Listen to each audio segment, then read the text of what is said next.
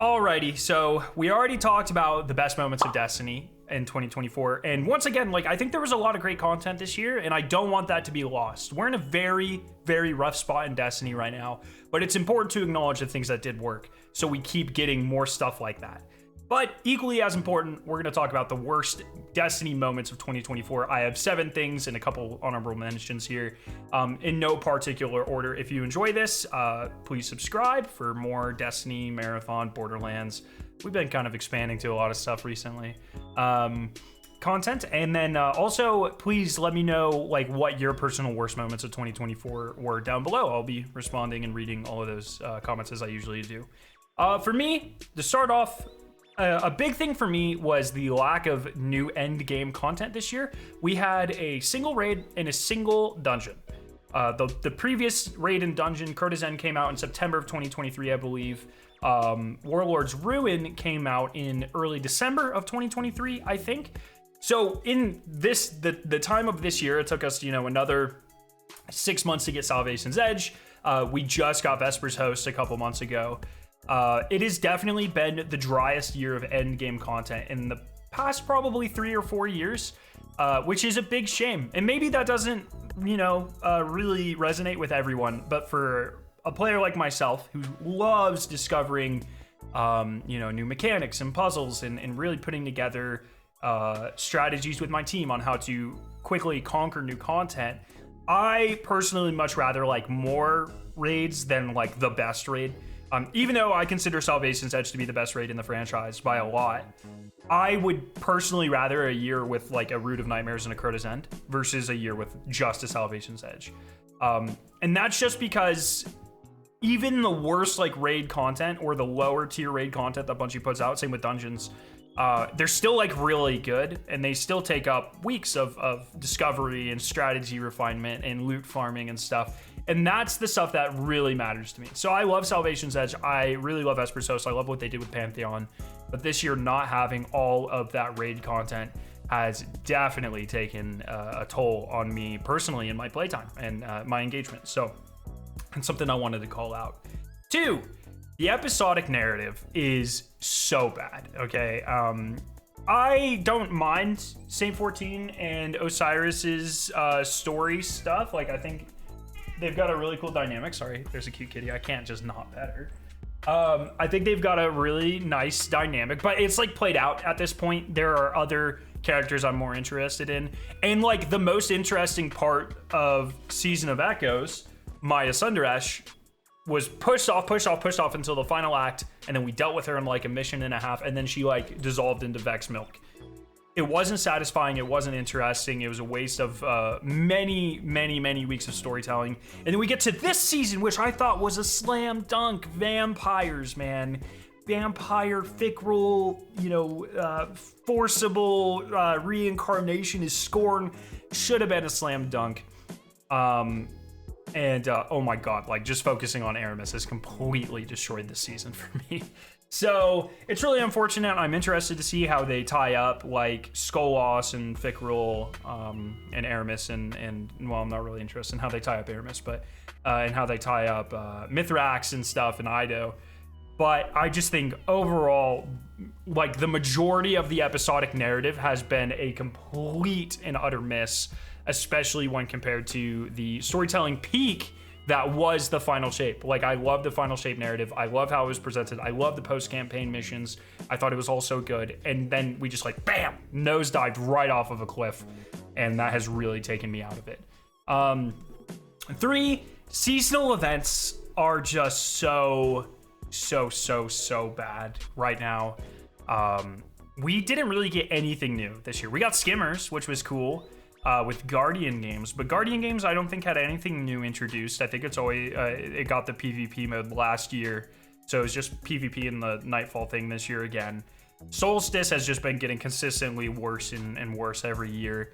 Festival of the Lost, nothing changed. It was just bad, and then we just ended the Dawning. It actually just ended a couple minutes ago, and it's just man, I'm so done with these events. And when you compare it to games like Marvel Rivals and Black Ops 6 that are getting consistently really fun, unique, short burst holiday events, it is just so disheartening that we've been playing the same boring nonsense for years and years and years with no additions, and they just need to change. I would gladly pay $10 for the event pass if I thought it was giving us more interesting and creative events. I'm dead serious, but I refuse. I do not buy event passes. I do not support the cosmetics, and I will not, because I think they are horrible. And they're not fun from a grinding perspective. Some of the weapons have been fine, I guess, but it's just not interesting. They're boring. And that has been most of this episode, has been Festival of the Lost and Dawning in terms of things to do and grind, and it has been awful.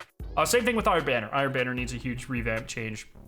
I did want to give a quick shout out to, they've had pretty good creator events this year. They had Baron Bingo, 7th Column Clash, the Pantheon, like head-to-head, like Sweatsicle's team and Evan's team. That was cool. I wish that these sort of like fun creative things would expand to like more of the community, not just creators. It's been fun to partake in some of these for sure.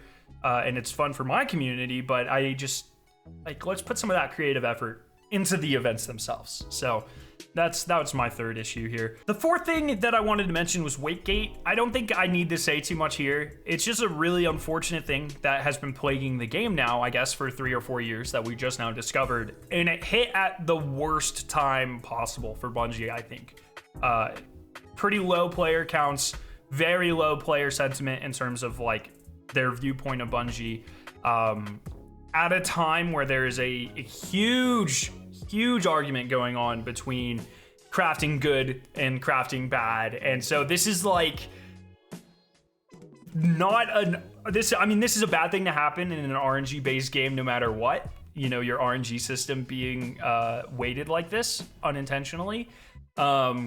But man, did it hit at the absolute worst time possible. So I think it's worth mentioning. I don't really have much else to say about it that like other people haven't already said.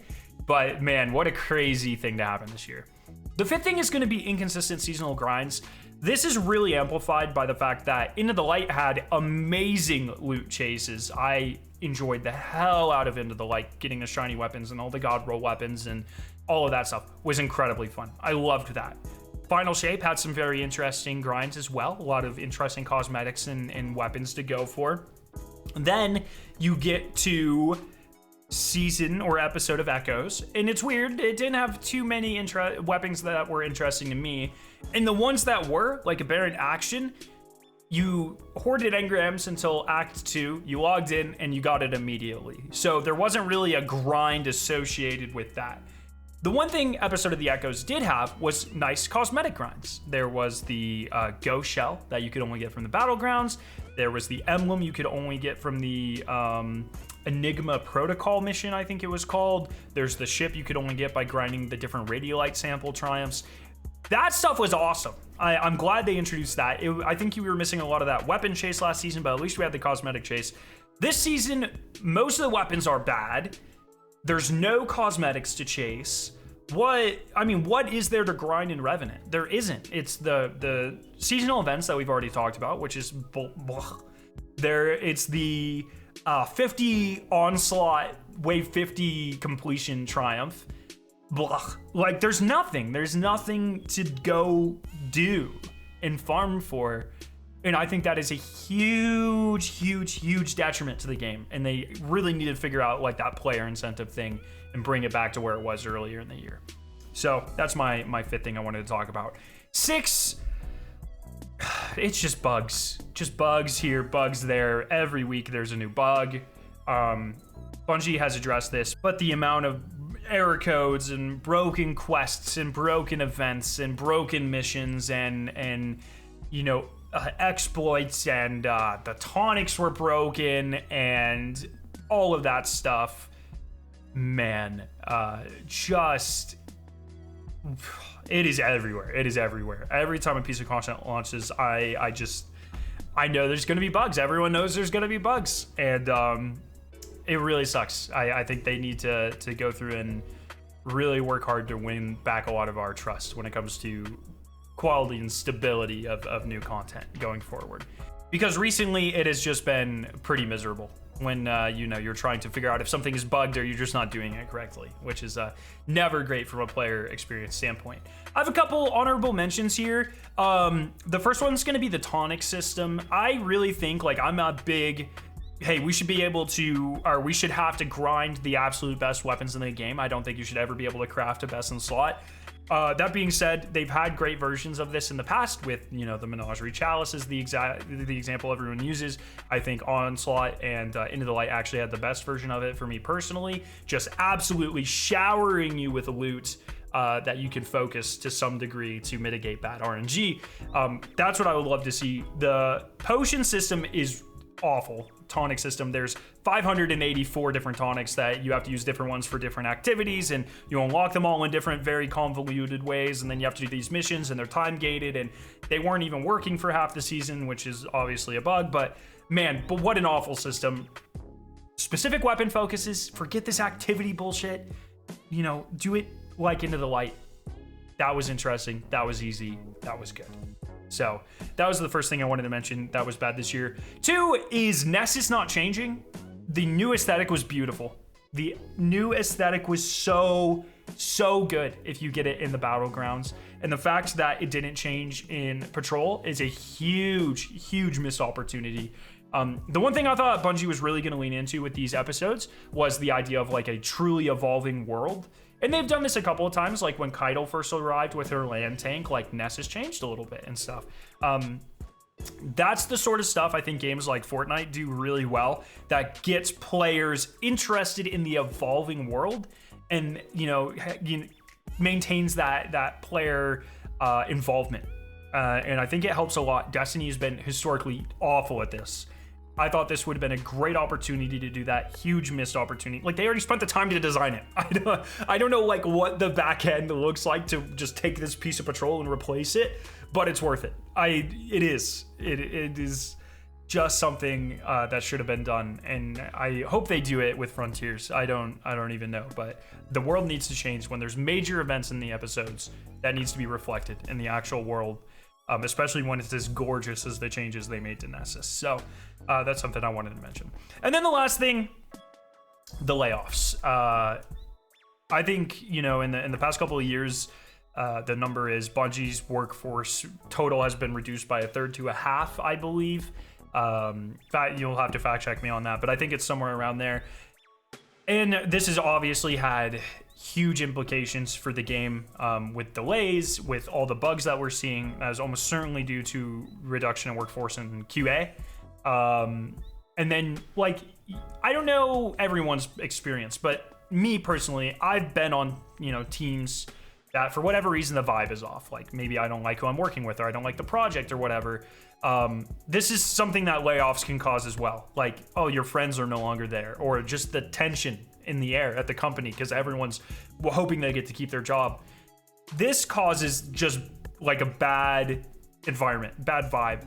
And I don't know about everyone else, but me personally, I know when I'm in an environment like that, I work less efficiently, I'm less creative, I'm less comfortable, and that I would be shocked if that has not manifested itself in some of what we're seeing with some of the episodes.